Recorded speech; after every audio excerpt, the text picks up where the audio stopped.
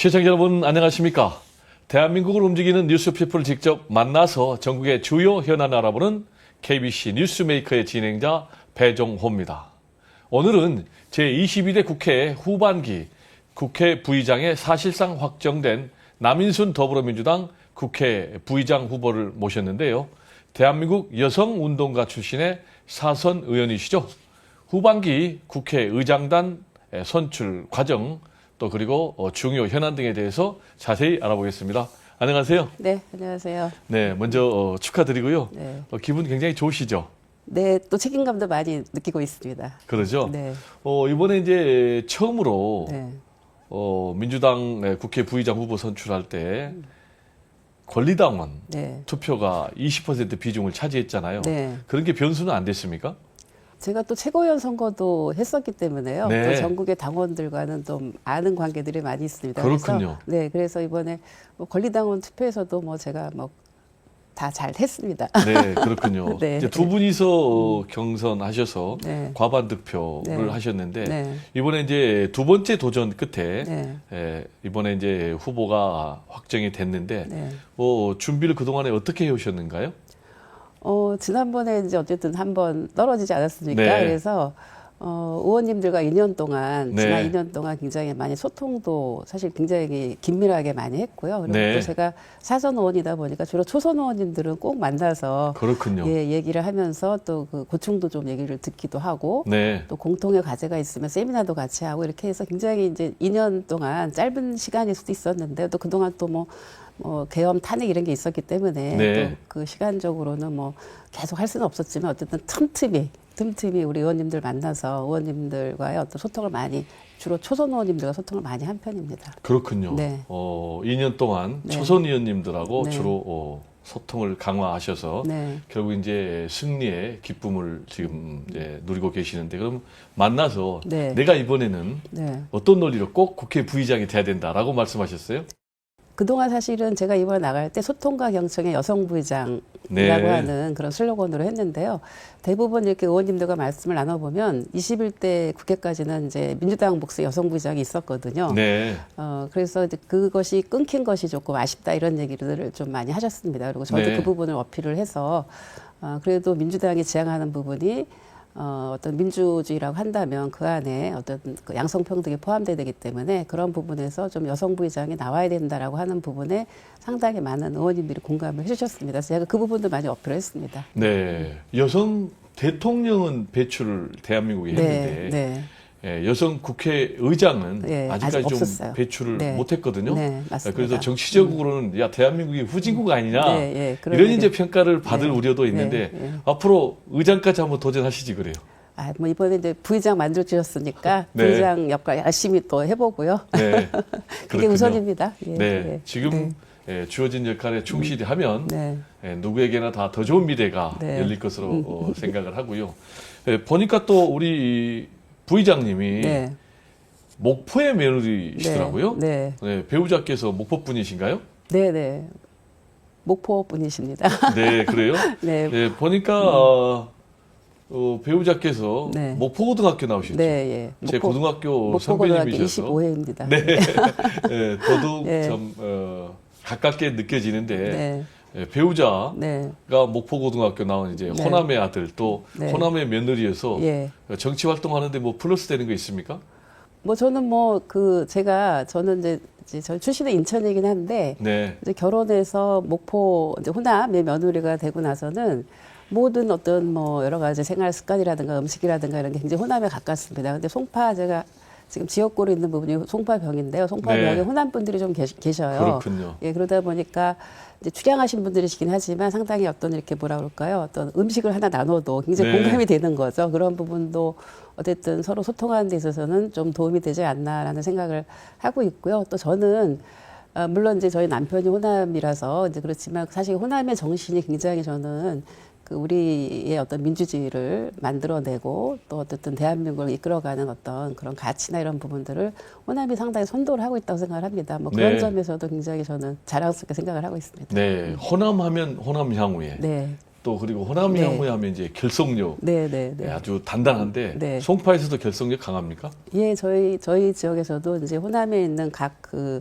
뭐 이렇게 자치단체별로 이렇게 향후님들 모임이 있어서 그 모임도 제가 자주 또 찾아뵙고 또 인사도 하고 있습니다. 그렇군요. 네, 네. 그러면 이제 호남의 며느리, 네. 목포의 며느리로 우리 네. 이제 주 시청자층이 네. 전남 광주 우리 네, 호남 네. 분들이고 또 네. 전국에 계시는 우리 호남 향분들에게 인사 한 말씀 부탁드릴까요? 네, 네. 그 전남 광주의 KBC 시청자 여러분 그리고 호남 향후 여러분 반갑습니다. 목포의 며느리 서울 송파병의 남인승 국회의원입니다. 이번에 저를 그 국회 부의장으로 만들어 주셔서 정말 감사를 드리고요. 굉장히 큰 힘이 되었습니다. 여러분들이 보내주신 성원에 반드시 보답하도록 하겠습니다. 고맙습니다. 네, 반드시 보답하실 것으로 네. 네, 믿고 기대하고요. 네, 그리고 또 조정식 네, 국회의장 후보가 네. 민주당에서 선출이 됐잖아요. 네, 이분하고는 이제 호흡이 잘 맞아야 네, 후반기 국회가 순조롭게 진행이 될 텐데 네. 조정식 국회의장은 어떤 분이십니까? 뭐 굉장히 합리적인 분이시고요. 네, 또 굉장히 포용적인 분이라고 생각을 합니다. 네. 예, 또 저랑은 또 국회의원회관에서 바로 옆방입니다. 네, 그러다 그러세요? 보니까 오고 가면서 많이 뵙기도 하고, 네, 또 제가 최고위원 시절에 또 정책의장님을 하셨기 때문에 굉장히 그 일을 하시는 모습을 제가 다 옆에서 지켜봤거든요. 네. 그래서 하나하나 일을 아주 굉장히 차분히 잘 챙기시고 문제를 해결하는 능력이 굉장히 뛰어나십니다. 그래서 네. 그 의장님으로서 가져야 될 그런 자질, 품성 이런 것들이 다 준비가 되셨고 앞으로 어쨌든 또 야당들과도 대화를 하면서 지금 이제 당면하게 해야 될 여러 그 밀려 있는 일들이 있거든요. 그런 일들을 잘 해내실 거라고 저는 생각을 하고 있습니다. 네, 후반기 국회의장으로서의 덕목과 품성을 잘 네. 갖추신 분이다. 네, 네, 이렇게 네. 이제 평가를 해 주셨는데 네, 전반기 국회의장과 좀 다르게 네. 후반기 국회의장에게 꼭 요구되는 부분이 있다면 어떤 게 있을까요?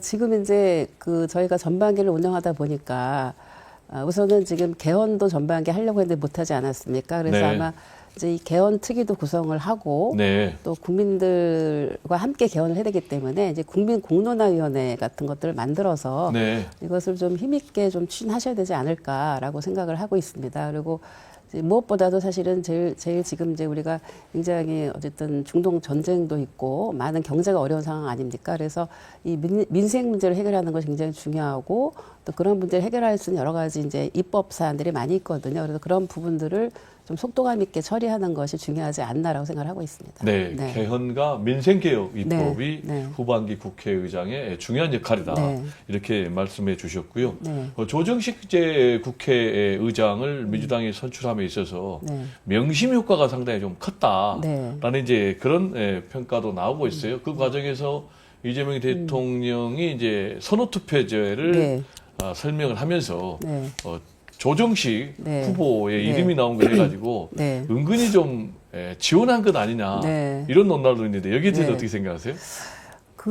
사실 조정식 의장님은 말씀하실 때도 본인이 세 번째라고 얘기를 하셨어요. 네, 준비를 그동안 네. 처음 이번에 나와서 갑자기 되신 분이 아니시잖아요. 네, 그동안 준비를 하셨고 이번에 세 번째 나와서 되신 분이시고 하기 때문에 뭐 그냥 명심 이런 거에서 그냥 뭐 갑자기 되는 그런 후보는 저는 아니라고 생각합니다. 그래서 네. 그동안의 준비를 많이 해오셨다라고 하는 거, 그 부분이 저는 중요하다고 생각하고요. 그리고 의원들과 당원들이 이제 투표를 한 거잖아요. 근데 그 당원들이 투표를 할 때는 제일 바라는 것이 결국은 지금 이제 이재명 정부가 국민 주권 정부잖아요. 네, 그러니까 당원들과 국민들은 결국은 국민 주권 정부인 이재명 정부가 성공하기를 바라는 거죠.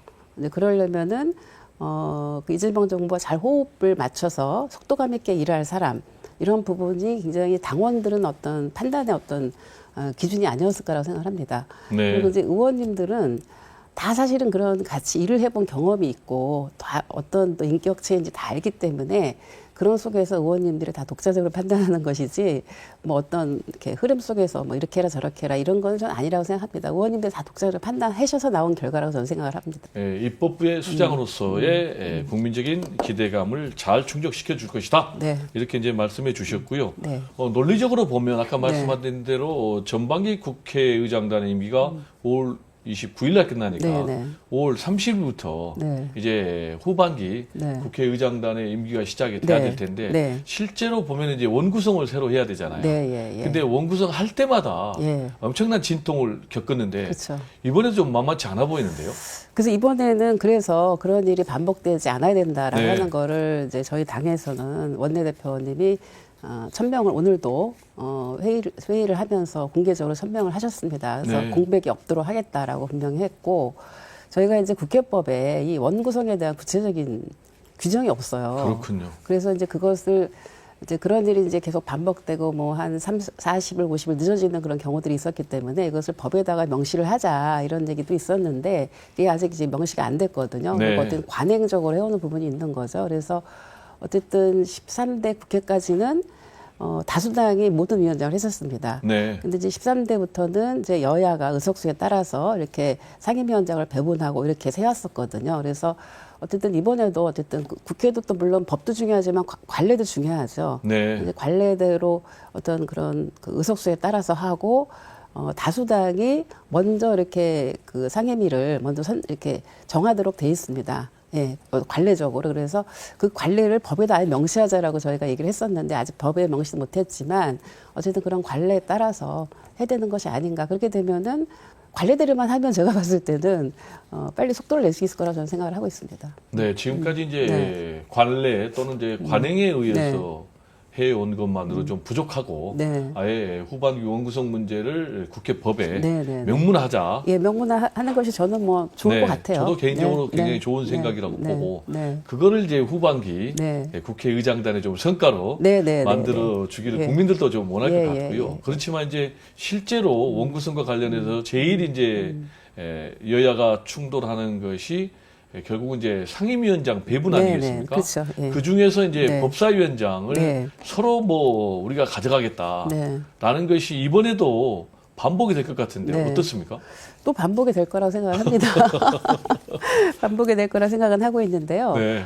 저는 이제 국회에서 정치개혁 특별위원장을 했었습니다. 그래서 그때도 이 법제사법에 내가 갖고 있는 이 체계 자구 심사 권한 이 부분을 개정해야 된다라고 하는 얘기가 모든 그 정치학자들이 다 했습니다. 그래서 당시에 이제 그 국회의장님께서도 그 법제사법위원회 권한을 조정하는 그런 개정안도 내놨었습니다. 네, 이제 법제위와 사법위로 예, 나누자. 나누자라는 얘기도 있었고 또 어차피 해당 상임위원회에서 다 법률안을 검토를 해서 내용 검토만이 아니라 이 법률적인 검토도 하거든요. 그렇게 네. 해서 그 법사위로 가는데 법사위에서 그걸 또 잡아요. 잡거나 아니면은 또 해당 부처 장관한테 또 질의를 합니다. 이미 다 끝난 얘기를.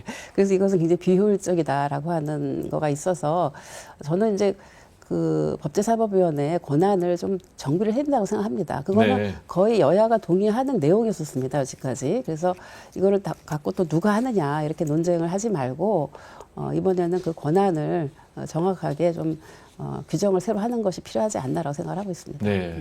또 하나의 네. 과제에 대한 네, 네. 기대감이 후반기 국회의장단에 좀 네. 쏠릴 것 같은데요. 네, 네, 네. 좋은 결과물이 좀 나와 주기를 네. 저도 좀 기대를 하고요. 네. 자, 그렇다면 네. 아까 뭐 개헌도 얘기를 하고 네. 또 그리고 민생도 얘기를 하셨지만 후반기 네. 국회 최우선 과제는 뭐라고 생각하십니까? 지금 최우선 과제는 이제 뭐 어제 의장으로 나오신 후보들도 얘기를 했고 뭐 저도 얘기를 했지만 네. 이제 전반기에 매듭을 짓지 못한 그 개헌 3가지 과제 있지 않습니까? 네. 그 3개의 내용을 우선적으로 개헌안으로 올려서 네. 개헌이 뭐 모든 걸 한꺼번에 다 할 수도 있지만 이제 우리가 39년 동안 개헌을 못 하지 않았습니까? 그래서 국민들로 하여금 개헌은 가능하구나 이렇게 단계적으로 접근하는 방식으로 해서 개헌 그 3가지 내용 5.18과 그 부마 항쟁을 전문에다 명시하는 내용하고 네. 그리고 이제 특히 이제 이번에 계엄을 겪으면서 이 계엄에 대해서 국회 승인권을 좀 넣어서 계엄을 만대로 못하도록 하는 이제 그런 네. 내용하고 또 지방 분권을 국가의 책무로 하는 이런 내용은 누구나 다 합의했던 내용이거든요. 네.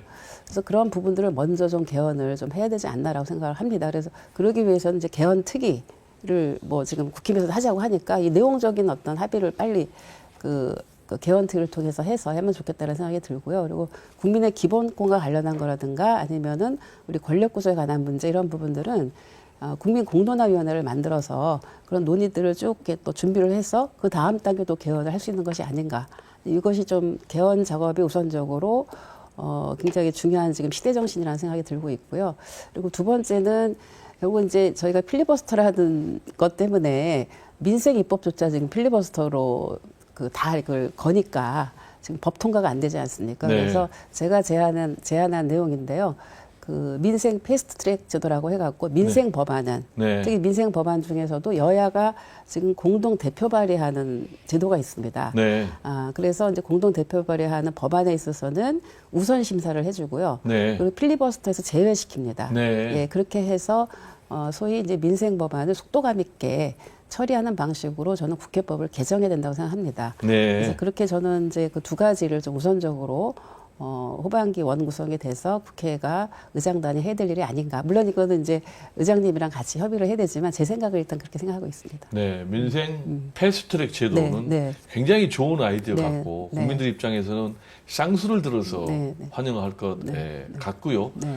어떻습니까? 이 부분에 있어서는 국민의힘도 반대할 명분은 없어 보이는데요. 반대할 명분이 없고요. 지금 이제 이번에 그 국힘에 그래서 선출되신 부의장님 같은 박덕흠? 경우도 박덕흠 부의장님 같은 경우도 국민의 삶과 관련된 민생 문제에 있어서는 정쟁과 다르게 보겠다. 네. 이렇게 분명하게 얘기를 하셨어요. 그래서 저는 그런 부분이 좀 후반기는 분위기를 좀 바꿔서 지금 민생 굉장히 어렵잖아요. 네. 그래서 일단 국민들한테 힘이 되는 그런 좀 일하는 국회가 됐으면 좋겠다라고 생각을 하고 있습니다. 네, 이제 박덕흠 네. 국민의힘 몫의 국회 네. 부의장이 이제 카운터파트가 될 텐데 네. 그분은 좀 대화, 협치가 가능한 분입니까?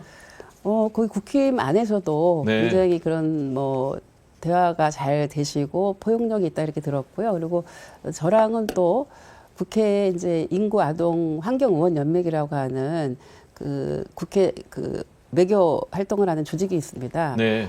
거기에 같이 이제 부회장으로 네. 오랫동안 같이 일을 했습니다. 그렇군요. 예. 그래서 이제 대화도 많이 해봤고 또 의원에게도 같이 해봤고 그렇게 해서 좀 저는 대화가 잘 되지 않을까 나름 내심 기대를 하고 있습니다. 네, 우리 부의장님도 네. 사선이고 네. 박덕흠 부의장도 사선이니까 네. 사선 동기끼리 좀 네. 협치에 모범을 좀 국민들께 좀 잘 보여주시면 그렇게 하겠습니다. 국민들이 박수 칠 것 같고요. 자, 그런데 아까 이제 네. 개헌과 관련해서 네. 국민의힘은 지금 아예 반대 당론으로 못을 박아버렸잖아요. 네. 그러면서 이제 뭐 선고용이다 라면서 졸속 개헌 주장을 했는데 이 부분에 대해서 동의하십니까? 아니, 졸속 개헌은 아니죠. 왜냐하면 우원식 의장님이 그 개헌 자문위원회를 만드시지 않았습니까? 근데 제가 그 얘기도 다 들었는데 그 자문위원회를 추천할 때 그 민주당도 추천을 하고 국힘도 추천을 하고 또 다른 야당도 추천을 해서 그 전문가들을 거기 다 구성을 한 거거든요.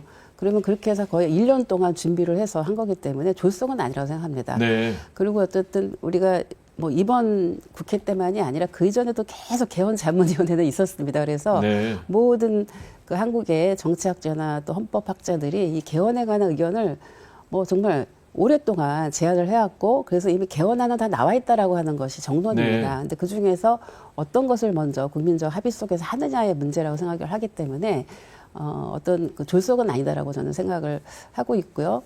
그리고 이제 이번에 뭐 여러 가지 또 당론으로 이제 안 된다라고 했던 거는 이번에 지방선거랑 같이 하는 것에 대해서 반대를 한 거지 않나라고 저는 생각을 합니다. 그래서 뭐 또 최근에는 뭐 그 전문에다가 뭐 다른 것도 놓자 뭐 이렇게 얘기를 뭐 새마을 정신도 놓자 뭐 여러 가지 얘기를 한다고 들었는데 어쨌든 지금 이제 우리가 어쨌든 최소로 먼저 접근한 거거든요. 그러니까 부마항쟁을 놓자라고 했던 것도 사실 그쪽 지역에 있는 의원들이 제안을 하신 거잖아요. 그렇죠. 네, 그래서 또 이 5.18 민주화 항쟁과 또 부마항쟁 이렇게 같이 넣어서 요거는 이제 우선 1차적으로 합의된 내용이니까 먼저 하고 또 추가로 필요한 뭐 내용이 있으면 또 이후에 논의를 하면 되지 이거를 그래서 단계적으로 접근하자는 거거든요. 그래서 그런 점에서 보면은 저는 당론으로 반대를 이 다음에는 후반기 국회에서는 그렇게 할 명분은 좀 없다라고 생각을 하고 있습니다. 일단 민주당 같은 경우는 부의장께서 말씀하신 대로 서로 쟁점이 없는 것부터 하자는 거죠. 단계적으로 해 나가자라는 것이고 지금 국민의힘에서는 포괄적으로 권력구조 개편을 포함해서 한꺼번에 하자라는 것인데 이런 주장이 제가 볼 때는 국민의힘은 개헌을 반대하는 것 같아요. 그렇죠. 모든 일이 뭐 정치가 그렇잖아요. 뭐 다 합의가 안 되잖아요. 그러니까 네. 합의되는 거 먼저 하면서 순차적으로 가는 게 사실 국회 일입니다. 네. 예, 그래서 그렇게 보면은 그동안은 사실 개헌을 굉장히 총론적으로 하자라고 했던 부분에 주장이 많았습니다. 네. 그러다 보니까 39년 동안 못한 거예요. 그래서 네. 그렇게 하는 것보다는 이번에 이제 국민투표법도 이제 개정을 해서 해외 국민들도 국민투표를 통해서 개헌에 찬반 투표를 할 수 있게 되지 않았습니까? 그래서 네. 이렇게 단계적으로 접근해서 개헌은 가능하다라고 하는 거를 국민들 내에서 좀 인식을 갖게 하고 좀 채소로 접근해서 단계적으로 나가자라고 하는 것을 저는 그걸 반대하는 거는 좀 잘 이해가 되지 않습니다. 솔직히. 네. 이번에 이제 개헌안이 결국은 네. 투표 불성립으로 부결되면서 네. 우원식 국회의장이 막 눈물까지 흘렸잖아요. 네. 네. 그리고 지금 이제 우리 국민들의 뭐 과반이 훨씬 넘는 네. 압도적인 국민들이 개헌에 대해서 찬성하고 찬성하셨죠. 예. 또 개헌을 해내는 것이 아마 이재명 대통령의 입장에서도 엄청난 네. 치적이 될 건데 네. 부의장님 눈물 안 흘릴 자신 있습니까? 예, 후반기 때 이번에 이제, 개헌할 자신 있습니까? 그 이재명 그 정부의 국정과제 1호가 네. 진짜 대한민국을 위한 그 헌법을 개정하자라는 거 아닙니까? 그래서 네. 어쨌든 그 전반기에 해놓으신 게 있고 내용은 거의 준비가 됐고 또 개헌특위를 구성하자고 했으니까 얘기를 했거든요. 국회에서. 그럼 개헌특위 바로 구성하면 되죠. 그럼 네. 개헌특위 바로 구성해서 그 일단 최소적으로 접근을 해서 먼저 합의 가능한 것부터 해서 할 수 있지 않나라고 저는 생각을 하고 있고 저는 이제 눈물 흘리지 않고 꼭 통과시키는 역할을 우리 우원식 의장님의 눈물을 딛고 네. 해야 되지 않겠습니까? 예. 네. 예. 좀 눈물을 흘리지 마시고 네, 국민의 네. 눈물을 닦아주는 그렇죠. 그렇게 해야 되겠죠. 후반기 좀 국회의장단이 좀 되시기를 기대를 해보고요. 네, 네. 자, 그리고 우리 이제 부의장님이 이제 앞으로 되셔서 국회 네. 부의장으로 네. 활동을 하실 텐데 일반적으로 네. 국회 부의장 하면 네. 의전 부의장 네. 이런 평가들을 받는데 네. 어떻습니까? 앞으로 우리 부의장님 어떻게 차별화시킬 거예요? 저는 글쎄요, 뭐 의전 부의장 그런 얘기를 의전 부의장만 하면 안 되겠죠. 제 나름대로 제가 네. 이번에 밝힌 저의 네. 이제 공약도 있고요. 또 국회 부의장도 자문기구를 둘 수가 있습니다. 그래서 네. 저는 이제 특히 이제 국회가 어떻게 보면은 다양한 국민들의 목소리를 대변해야 되는데 사실 국회 구성원을 보면은 이제 50대 남성 그리고 수도권 이렇게 돼 있거든요. 어떻게 네. 보면 이 구성의 그 대표성이 네. 그런 부분에서 지금의 시대 정신이라고 할 수 있는 어떤 그 분권 이런 부분에 있어서의 좀 가치도 많이 반영을 해야 되고 그다음에 청년의 목소리가 좀 작게 들리고 또 어떤 그 약자들의 목소리가 작게 들릴 수가 있는 거죠. 이 네. 국회의원들의 구성을 보면 그래서 그런 네. 좀 목소리가 잘 안 들리는 분들의 목소리를 좀 대변하는 네. 그 자문기구 같은 걸 하나 만들려고 합니다. 네. 그래서 이제 그런 부분을 생각을 하고 있고 또 제가 이제 오랫동안 또 그 여성 분야나 아니면은 이제 그 가족 정책을 해왔었기 때문에요. 특히 이제 인구 정책이 이제 우리 미래에서 굉장히 지금 중요한 문제 아닙니까? 네. 인구 소멸에 관한 얘기가 있기 때문에 그런 부분에서 성평등 정책이나 아니면은 인구 정책 이런 부분에 좀 특화해서 의원님들이 하는 활동을 뒷받침하면서도 또 부의장이 좀 더 관심을 갖게 되면 그 일이 좀 우선순위 과제가 될 수 있지 않을까라고 생각을 해서 그런 쪽을 좀 관심을 갖고 제가 적극 좀 뒷받침을 하려고 생각을 하고 있습니다. 네. 여성의 인권 신장이라든지 네. 또 가정 문제 네.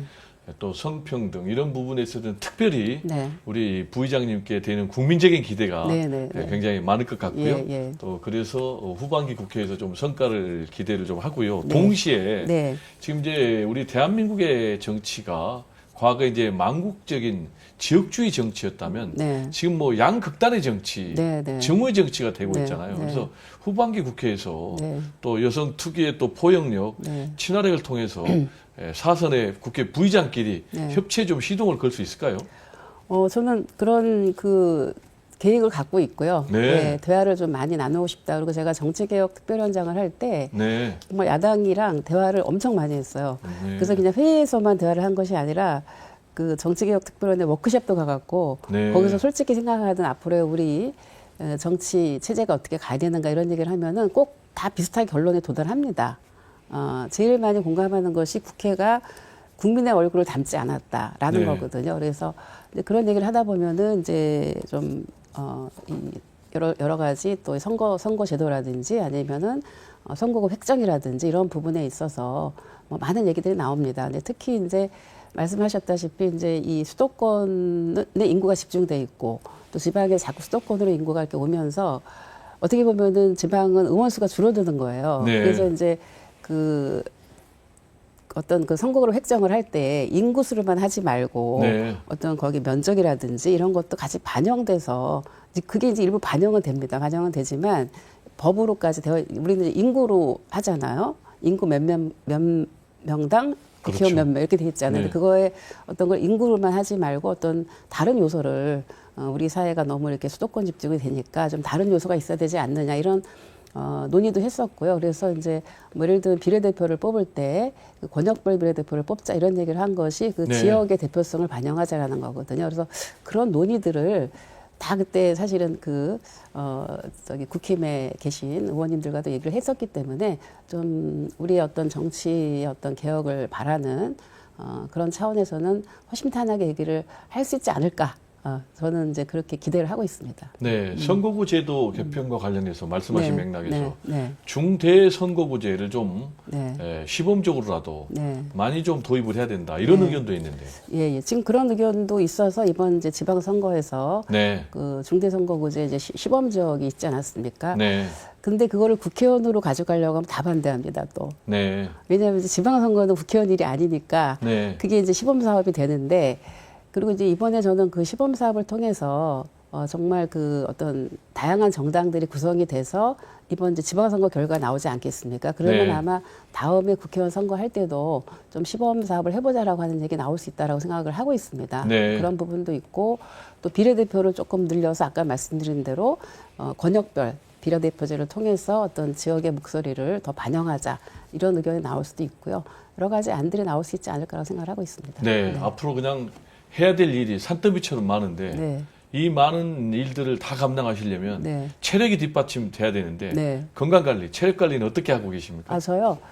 저는 이제 기본적으로 이제 의원들은 뭐 그 아침에 일찍 나와서 네. 또 건강관리실에서 일주일에 한 3번 정도는 꼭 체력 관리를 합니다. 네. 뭐 이렇게 런닝머신도 하고 스트레칭도 하고 있고요. 그리고 네. 주말에는 또 저는 지역에서 또 지역에 있는 당원이나 주민들하고 이제 줍깅 뭐 이렇게 쓰레기도 주스면서 걷는 거 네. 있잖아요. 그것도 하고 있고 또 등산도 하고 있고 뭐 네. 이렇게 해서 체력 관리를 안 하면 정치를 하기가 힘듭니다. 그래서 그렇죠. 꼭 건강 관리 잘 해야 됩니다. 네. 네. 그리고 또 뭐 우리 부의장님께서는 네. 싱잉볼로 네, 네. 뭐 본인의 네. 건강 관리, 스트레스 관리를 하신다면서요. 어떤 거예요? 싱잉볼? 그 싱잉볼이라는 게 이제 금속 이렇게 그릇인데요. 여러 이렇게 금속을 합성해서 만든 건데 이제 아침에 제가 출근하면은 그거를 탕 칩니다. 그러면은 그 소리가 이렇게 울려 퍼집니다. 네. 그러면 한 3분 정도 이렇게 조용히 명상을 하면서 네. 이제 오늘 할 일과 또 제가 왜 정치하는가 이런 것도 한 번 더 좀 이렇게 되돌아보고 항상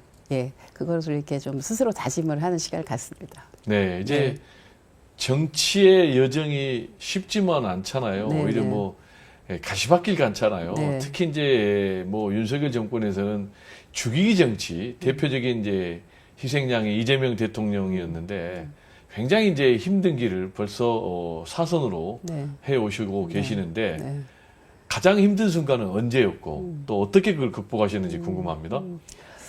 제일 힘든 시간은 의원들 다 비슷할 것 같아요. 진짜 그 12.3 계엄 내란의 밤 때 네. 이제 저도 이제 송파에 있다가 여기 국회로 이제 막 왔거든요. 네. 그래서 이제 이렇게 다 봉쇄된 상황 속에서 그 국회 담벼락을 넘어서 이렇게 본회의장으로 이제 달려가는 그 순간이 지금 기억해도 정말 제일 힘든 순간이었던 것 같아요. 네. 왜 힘들었냐면 거기를 뛰어가는데 빨리 뛰어가지지가 않는 거예요. 제 마음 급한데 그때 그래서 진짜 민주주의가 그 말살될 것 같은 그런 정말 두려움을 느꼈거든요. 그래서 네. 그때가 제일 힘들었던 것 같고 그래서 제가 이제 그때 그 탄핵을 촉구하는 그런 단식 투쟁을 제가 하게 됐던 거였는데 그 순간이 지금도 생각하면은 가장 이제 뭐 저만이 아니라 다른 의원들도 비슷할 것 같은데 저는 이제 사전 의원이면서 또 옛날 민주화운동도 해보고 여러 가지 역사를 경험해왔기 때문에 이 대한민국의 민주주의가 이게 순식간에 무너질 수 있겠구나라고 하는 거를 그때 정말 심각하게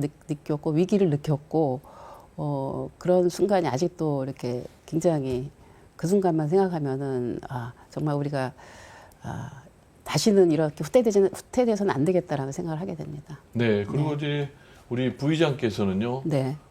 사람을 한번 쓰면 네. 잘 안 바꾸는 걸로 유명하더라고요. 네. 네, 참모진들, 네, 보좌관, 네, 비서관. 네, 그래서 이제 다른 국회의원들이 네. 선배로서 네. 이 인맥 관리, 인간 관리 네, 이 네. 부분에 대해서 이제 굉장히 귀감이 되고 있다. 네, 네, 네. 이런 평가를 받고 계시는데 예. 특별한 비결이 있으십니까?